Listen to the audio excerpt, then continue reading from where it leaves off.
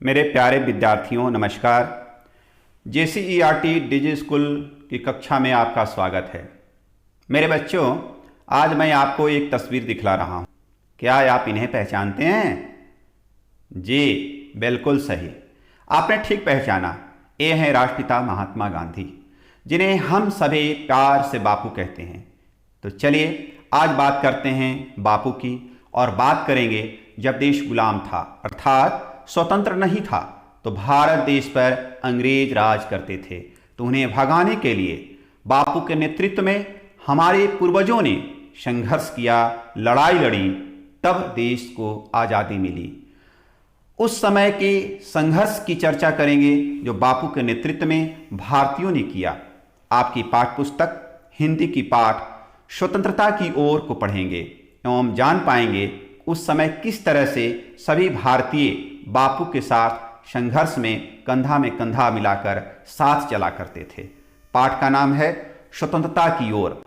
पाठ से आप समझ गए होंगे कि जब हमारा देश आज़ादी पाने को था, उस क्रम में हम सबों ने, हमारे पूर्वजों ने जो संघर्ष किया स्वतंत्रता के लिए, उसी समय की यह कहानी है। कहानी पढ़ने में आपको और मज़ा आएगा, क्योंकि इसमें जो मुख्य पात्र है, धनी नाम है उस लड़के का, और वह आपकी उम्र का है।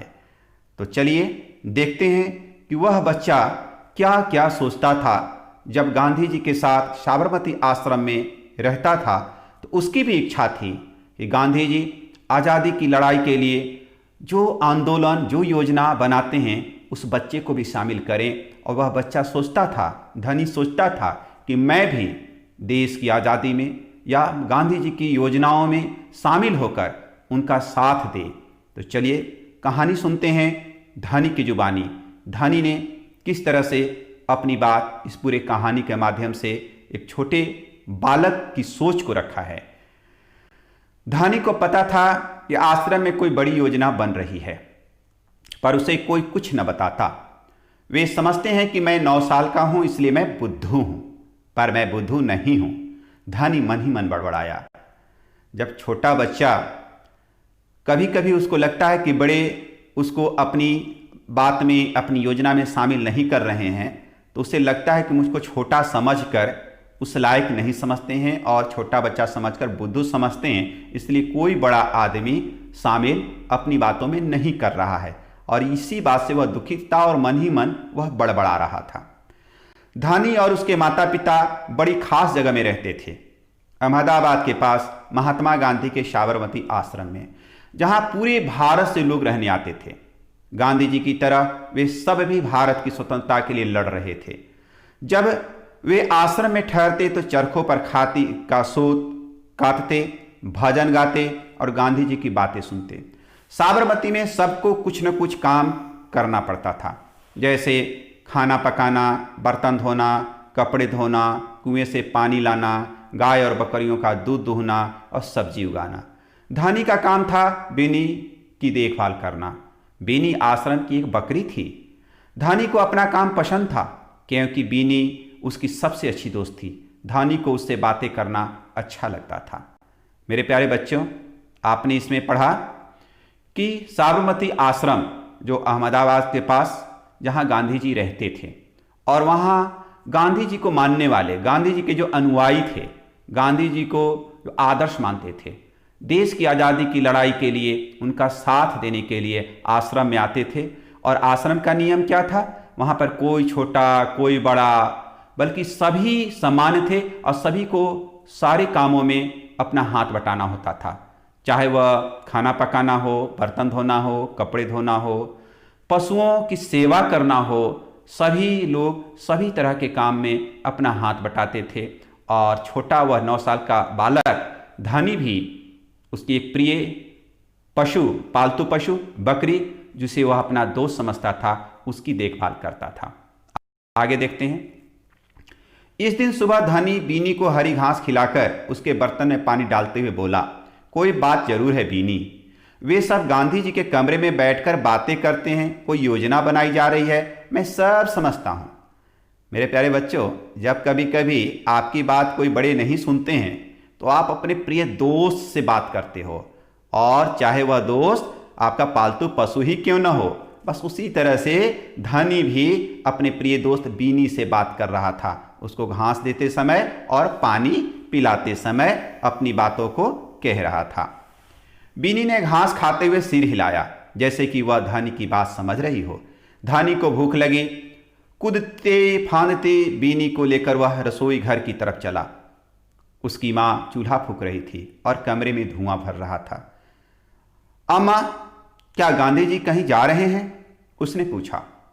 खांसते हुए मां बोली, वे सब यात्रा पर जा रहे हैं। यात्रा? कहां जा रहे हैं? धनी ने सवाल किया। समुद्र के पास कहीं। अब सवाल पूछना बंद करो और जाओ यहां से। धनी। अम्मा जरा गुस्से से बोली, पहले मुझे खाना पकाने दो। मेरे प्यारे बच्चों, आपके साथ भी कुछ ऐसा ही होता है। जब आपके माता पिता कार्य में व्यस्त होते हैं और जब आप उनसे बातचीत करना चाहते हो तो आपको जल्दी से छोटा सा जवाब देकर वहां से हटा देना चाहते हैं। लेकिन मेरे प्यारे बच्चों, सवाल बच्चे पूछते हैं और पूछना भी चाहिए और हम बड़ों को भी चाहिए कि आपके सवालों का जवाब दें। तो इसी तरह से धनी जानना चाहता था कि आखिर लोग जा कहां रहे हैं। तो उनकी मां बताती है कि कहीं समुद्र किनारे जा रहे हैं। आगे देखिए, समुद्र के पास कहीं, मतलब समुद्र के पास आखिर जा क्यों रहे हैं। तो जब मां उसकी जवाब देती है तो आगे उस बालक के मन में और उत्कंठा हो जाती है पूरी बात समझने के लिए। तब क्या करता है, आगे देखिए। धनी सब्जी की क्यारियों की तरफ निकल गया जहां बूढ़ा बिंदा आलू खोद रहा था। बिंदा चाचा, धनी उनके पास बैठ गया। आप भी यात्रा पर जा रहे हैं क्या? बिंदा ने सिर हिलाकर मना किया। उसके कुछ बोलने से पहले धनी ने उतावला होकर पूछा, कौन जा रहे हैं? कहां जा रहे हैं? क्या हो रहा है? कब, कहां, क्यों, इस तरह के प्रश्न आपके मन में आते हैं और आपको अपने बड़ों से पूछना भी चाहिए। आपने देखा ना कि धनी को जब उसकी मां पूरी बात नहीं बताती है तो धनी परेशान हो जाता है और वह उस जवाब को जानने के लिए बूढ़ा बिंदा चाचा के पास पहुंच जाता है। आगे देखिए बिंदा चाचा उनको क्या बताते हैं। बिंदा ने खोदना रोक दिया और कहा, तुम्हारे सब सवालों के जवाब दूंगा, पर पहले इस बकरी को बांधो, मेरा सारा पालक चबा रही है। धनी बीनी को खींचकर ले गया और पास के नींबू के पेड़ में बांध दिया। फिर बिंदा ने उसे यात्रा के बारे में बताया। गांधी जी और उनके कुछ साथी गुजरात में पैदल चलते हुए डांडी नाम की जगह पर समुद्र के पास पहुंचेंगे। गांवों और शहरों से होते हुए पूरा महीना चलेंगे। डांडी पहुंचकर वे नमक बनाएंगे। जब धनी इतनी बात जान गया बिंदा चाचा से, लेकिन उसको आश्चर्य हुआ। क्या नमक? धनी चौंक कर उठ बैठा। नमक क्यों बनाएंगे? वह तो किसी भी दुकान से खरीदा जा सकता है। प्यारे बच्चों, आपको भी महसूस ऐसा ही होता होगा ना। लेकिन देखिए कि नमक क्यों समुद्र किनारे जाकर गांधी जी बनाना चाहते थे। कहानी में आगे देखिए क्या होता है। हाँ, मुझे मालूम है, बिंदा हंसा, पर महात्मा जी की एक योजना है। यह तो तुम्हें पता ही है कि वह किसी बात के विरोध में ही यात्रा करते हैं या जुलूस निकालते हैं, है ना? हाँ, बिल्कुल सही, मैं जानता हूं। वे ब्रिटिश सरकार के खिलाफ सत्याग्रह के जुलूस निकालते हैं जिससे कि उनके खिलाफ लड़ सकें और भारत स्वतंत्र हो जाए। पर नमक को लेकर विरोध क्यों कर रहे हैं? यह तो समझदारी वाली बात नहीं है। अब धनी को, चूंकि वह बच्चा है और उसको बहुत अधिक बात की सूचना नहीं है, जानकारी नहीं है, तो उसके मन में लग रहा है कि आखिर वह नमक बनाने वाली बात, नमक का विरोध क्यों कर रहे हैं। लेकिन आगे जब आप जान जाएंगे तो फिर आपको भी लगेगा कि धनी की तरह कि बिल्कुल सही। तो आगे देखिए। बिल्कुल धनी, क्या तुम्हें पता है हमें नमक पर कर देना पड़ता है? अच्छा, धनी हैरान रह गया। नमक की जरूरत सभी को है। इसका मतलब है कि हर भारतवासी, गरीब भी यह कर देता है। बिंदा चाचा ने आगे समझाया। मेरे प्यारे बच्चों, आप भी समझ गए होंगे कि अंग्रेज हम भारतीयों से नमक जैसी अत्यावश्यक चीज जो हर एक व्यक्ति के लिए जरूरत है, उसके बिना हम खाना नहीं बना सकते हैं। और उस पर यदि कर देना पड़े तो जब हम भारतीय बहुत सारे गांवों में रहते हैं और काफ़ी गरीब भी हैं तो कितना मुश्किल हो जाएगा। और इसी बात का विरोध गांधी जी कर रहे थे कि नमक पर टैक्स हम लोग नहीं देंगे। आगे देखिए क्या होता है। लेकिन यह तो सरासर अन्याय है। धनी की आंखों में गुस्सा था। हाँ, यह अन्याय है। इतना ही नहीं, भारतीय लोगों को नमक बनाने की मनाही है। महात्मा जी ने ब्रिटिश सरकार को कर हटाने को कहा, पर उन्होंने यह बात ठुकरा दी। इसलिए उन्होंने निश्चय किया है कि वे डांडी चलकर जाएंगे और समुद्र के पानी से नमक बनाएंगे। 1 महीने तक पैदल चलेंगे, धनी सोचकर परेशान हो रहा था। गांधी जी तो थक जाएंगे, वे डांडी बस या ट्रेन से क्यों नहीं जा सकते। मेरे प्यारे बच्चों, अब तक धनी समझ गया था कि आखिर यह यात्रा क्यों हो रही है, क्यों जरूरी है। लेकिन अब वह परेशान हो गया कि पैदल क्यों जाएंगे इतनी दूर, ट्रेन से बस से जा तो सकते हैं ना, गांधी जी थक जाएंगे। अब छोटा सा बालक को चिंता इस बात की थी कि गांधी जी थक जाएंगे। लेकिन देखिए यह क्यों जरूरी था, क्योंकि यदि वे इस लंबी यात्रा पर डांडी तक पैदल जाएंगे तो यह खबर फैलेगी, अखबारों में फोटो छपेंगी, रेडियो पर रिपोर्ट जाएगी और पूरी दुनिया के लोग यह जान जाएंगे कि हम अपनी स्वतंत्रता के लिए लड़ रहे हैं, और ब्रिटिश सरकार के लिए यह बड़ी शर्म की बात होगी। बिंदा चाचा ने बताया। और फायदा क्या था कि वह जिस रास्ते से जाएंगे पूरे भारतीयों में भी जागरूकता फैलेगी कि स्वतंत्रता की लड़ाई के लिए हम सब भारतीयों को एक होना है, और हर एक छोटी बात ही सही, लेकिन अगर गलत हो रहा है तो उसका हम लोगों को प्रतिवाद करना है, विरोध करना है। आगे देखिए, गांधी जी बड़े ही अक्लमंद हैं, है ना। धनी की आंखें चमकी। बिंदा ने हंसकर कहा, हाँ वो तो है ही। जैसे ही धनी पूरी बात समझ गया गांधी जी की योजना को लेकर, तो उसको गांधी जी के अकल पर बहुत ही आश्चर्य हुआ कि कितने अक्लमंद हैं। आगे देखते हैं। दोपहर को जब आश्रम में थोड़ी शांति छाई, धनी अपने पिता को ढूंढने निकला। वह एक पेड़ के नीचे बैठकर चरखा काट रहे थे। पिताजी, क्या आप और अम्मा डांडी यात्रा पर जा रहे हैं? धनी ने सीधे काम की बात पूछी। मैं जा रहा हूं, तुम और अम्मा यहीं रहोगे। मैं भी आपके साथ चल रहा हूं। बेकार की बात मत करो धनी, तुम इतना लंबा नहीं चल पाओगे, आश्रम के नौजवान ही जा रहे हैं, उसके पिताजी ने जवाब दिया। धनी ने हट पकड़ ली। मैं 9 साल का हूं और आपसे तेज दौड़ सकता हूं, धनी के पिता ने चरखा रोककर बड़े धीरज से समझाया। मेरे प्यारे बच्चों, आपने देखा कि उस 9 साल के बच्चे के अंदर एक जिद, और उसको लगता है कि मैं सक्षम हूं, और उस नौजवानों के साथ वह भी डांडी तक यात्रा कर सकता है, और पिताजी के साथ जिद की कि हम भी डांडी यात्रा में आप सबों के साथ चलेंगे। लेकिन पिताजी उनको समझा रहे हैं। क्या समझा रहे हैं देखिए। कहा, सिर्फ वे लोग ही जाएंगे जिन्हें महात्मा जी ने खुद चुना है। अब जब यह बात धनी सुना तो धनी क्या कहता है, ठीक है, मैं उन्हीं से बात करूंगा, वह जरूर हाँ कहेंगे। धनी खड़े होकर बोला और वहां से चल दिया। गांधी जी बड़े व्यस्त रहते थे, उन्हें अकेले पकड़ पाना आसान नहीं था, पर धनी को वह समय मालूम था जब उन्हें बात सुनने का समय होगा। रोज सुबह वह आश्रम में पैदल घूमते थे। अगले दिन जैसे ही सूरज निकला, धनी बिस्तर छोड़कर गांधी जी को ढूंढने निकला। वे गौशाला में गायों को देख रहे थे। फिर वह सब्जी के बगीचे में मटर और बंद गोभी देखते हुए बिंदा से बात करने लगे। धनी और बीनी लगातार उनके पीछे पीछे चल रहे थे। अंत में गांधी जी अपनी झोपड़ी की ओर चले। बरामदे में चरखे के पास बैठकर उन्होंने धनी को पुकारा, यहाँ आओ बेटा। धनी दौड़कर उनके पास पहुंचा। बीनी भी साथ में कूदते हुई आई। तुम्हारा क्या नाम है बेटा? धनी। बापू, और यह तुम्हारी बकरी? जी हाँ, मेरा दोस्त बीनी है, जिसका दूध आप रोज सुबह पीते हैं। धनी गर्व से मुस्कुराया। मैं इसकी देखभाल करता हूं। मेरे प्यारे बच्चों, धनी के हृदय की जीत आपने देखा। उसे हर हाल में गांधी जी की योजना, गांधी जी की यात्रा के बारे में जानना था, समझना था, और साथ ही साथ गांधी जी के साथ वह डांडी यात्रा करना चाहता था, जाना चाहता था। इसलिए पहले बिंदा चाचा से उसने बात की। बिंदा चाचा से जब पूरी सूचना कुछ मिल गई तो अपने पिता के पास गया। पिता जब सहमति उन्होंने नहीं दिया तब फिर वह बापू के पास पहुंचता है और बापू के अपनी बात को रखने की कोशिश करता है।